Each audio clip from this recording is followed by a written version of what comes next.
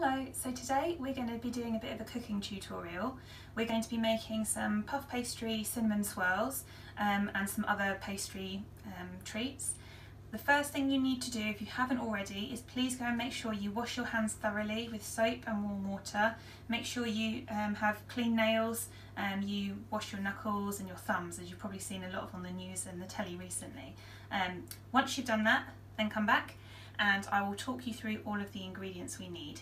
So food ingredients to start with, the main thing you'll need is some ready rolled puff pastry. It doesn't matter on the brand, this was just the one that was on the shelf in the shop. So we've got this one. When you're using this, it is really important to make sure you leave it out of the fridge for about 5 minutes just to get to a sort of room temperature, otherwise when you unroll it you get cracks in the pastry. That's not really a problem, but it's easier to work with when it's been sitting in the kitchen for a while. Then to make our swirls, I'm going to be using some of this Biscoff lotus spread.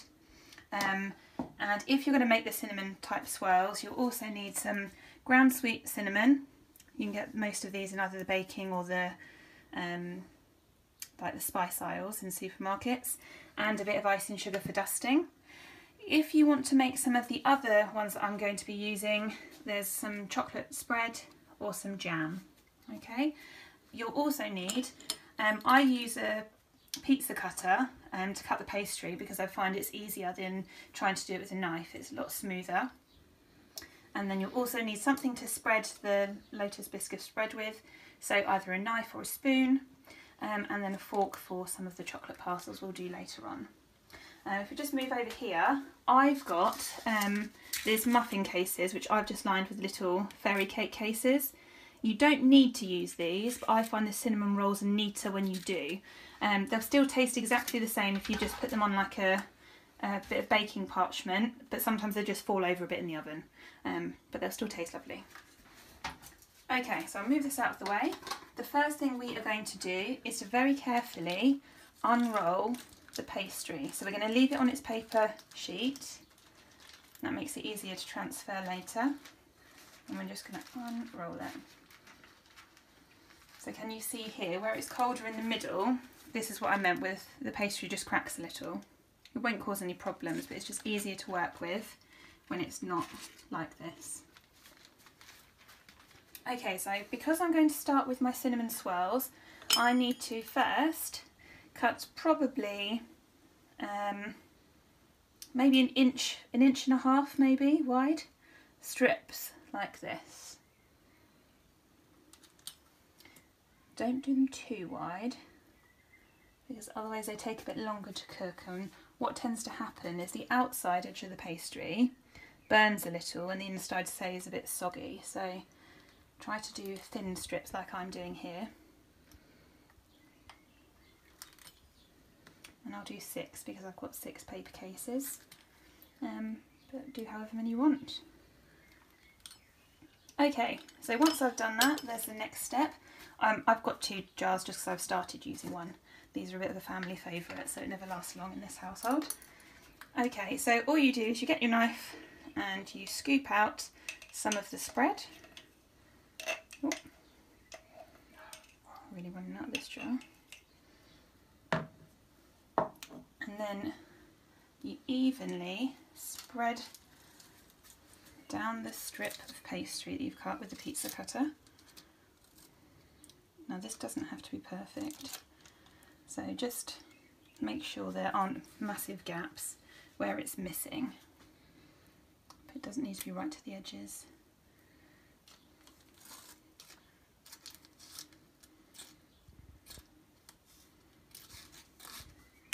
Okay, so that will do for that one, and then I'm just going to show you. So if you then lift up the end and just fold it over, try not to squish it too much because that squashes the butter and the flour together, and then the pastry doesn't become as puffy. We want it to be nice and flaky pastry, and you just, with your fingers, you just push and it rolls up into like a spiral shape, like a chocolate Swiss roll or something like that.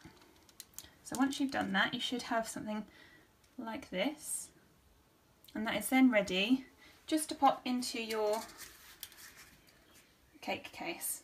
Okay, so it doesn't fill up the whole of the cake case at the moment, but that doesn't matter because they will expand in the oven as they cook.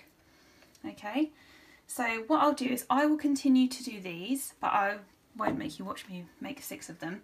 So I'm going to show you the next stage. So the next ones that we quite like are chocolate parcels, and they look a bit like little raviolis, but they're stuffed with chocolate spread. So to do this, again, I'm going to use the pizza cutter because it's nice and easy to cut. And I'm going to make a rectangle. Okay, so it's quite a long rectangle. We're going to put a spoon of chocolate spread here and then fold it over on itself. So I shall demonstrate.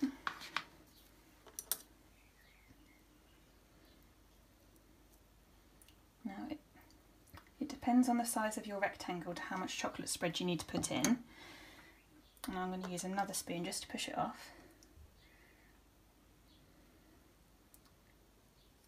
Okay, so can you see here I've left about 1 centimetre, or just a bit more than 1 centimetre actually, gap from the edges, because if I don't leave enough then it all squidges out of the sides when I fold it over. So we're on to the next step, which is the folding over. So I'm going to take the edge that doesn't have the chocolate spread on it, I'm going to lift it up, and then I'm going to fold it onto the other side.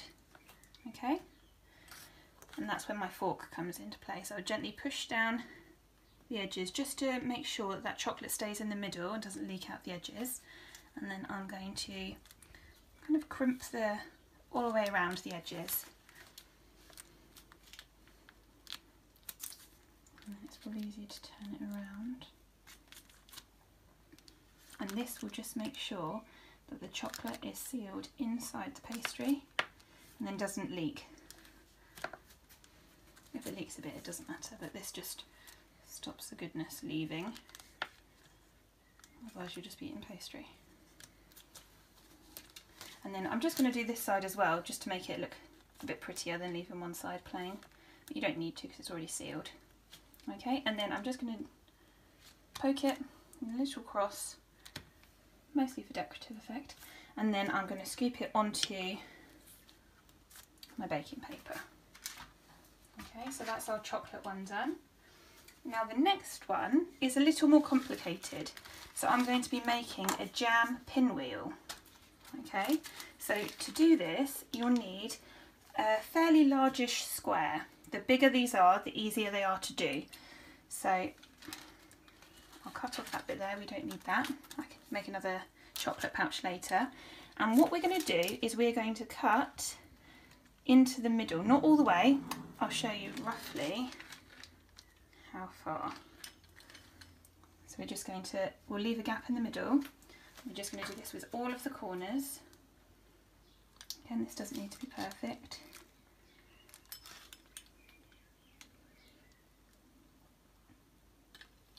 Okay. And then this bit gets a bit tricky, so I will demonstrate with lots of the corners so that you've got a chance to watch. So then you're going to pick up one of the corners that you've cut, and you are then going to fold it across so that you've got a little bit that pokes out. Okay, so I'm going to take this corner and fold it across so a little point pokes outwards. Okay, I'm going to do that with each of those corners.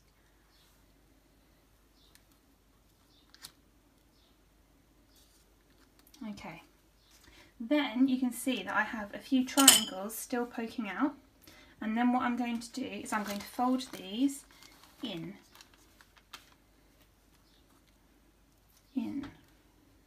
to meet the start of our other folds. Can you see? In and in. So this one's a bit more extravagant, and then what I'm going to do, I'm going to put a blob of jam in the middle here. We're not going to seal the jam because it's quite nice actually. In the oven the jam gets thicker and it goes kind of sticky, and that's quite nice. So I'm just going to put quite a big dollop because there's quite a lot of pastry there. Put a little bit there as well. And this will spread out a bit in the oven and go stickier. a bit like, you know when you have those jammy Danish pastries, it'll go a bit like that. Now this one, because it's a bit larger and it's a bit more delicate, you might need like a fish slice or a larger spatula to scoop this up. It might be worth asking an adult or an older sibling to help you with this part, because otherwise it could get a bit messy. So just going to slide this underneath like that, and then pop this on my baking tray. Ooh.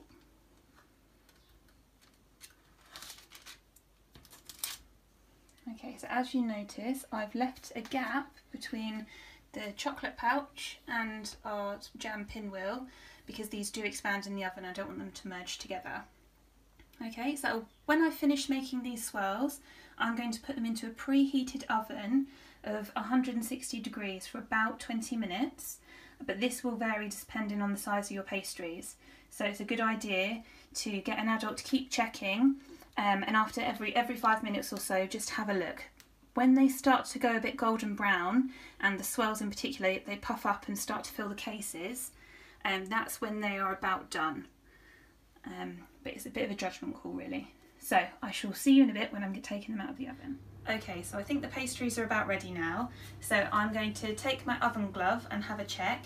It's probably a good idea for parents to do this, or carers at the moment, because it is quite hot. So I'm going to turn the oven off first, and then carefully, oh, yeah, they're looking ready. So with my oven glove, I'm just going to pull out the tray and put it on a heat-proof surface so it doesn't burn the worktop.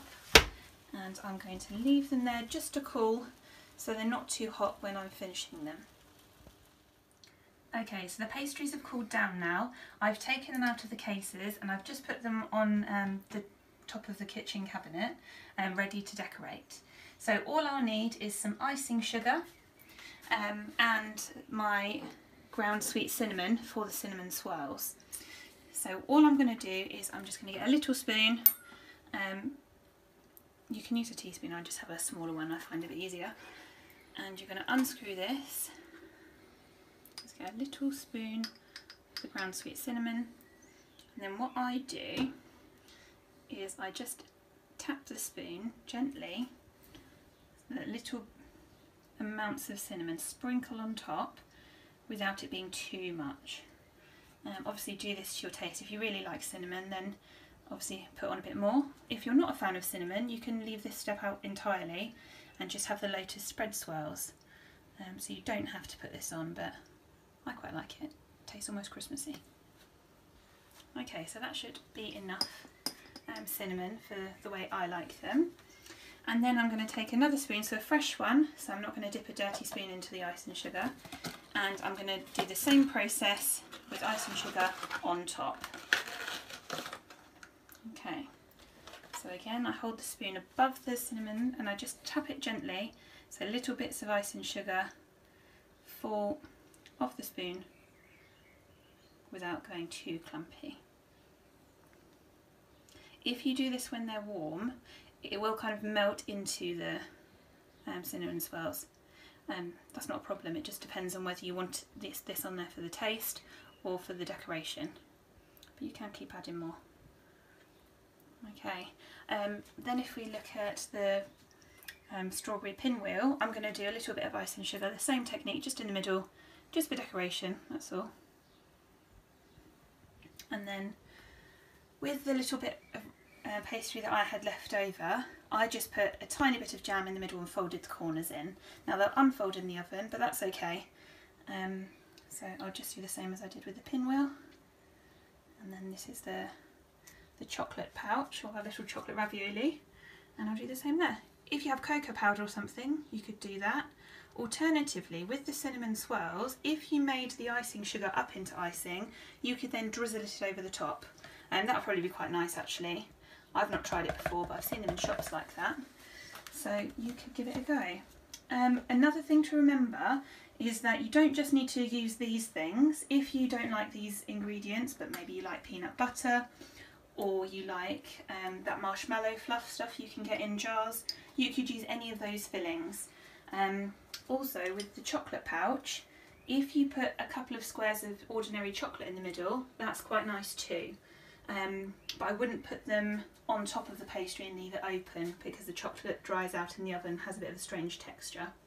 But if you want to experiment a bit more with pastry, often on the pastry wrapping they have recipes at the back, so making pies or sausage rolls. So I hope you've enjoyed the tutorial. Have fun, remember to wash your hands and stay safe when using ovens and sharp equipment.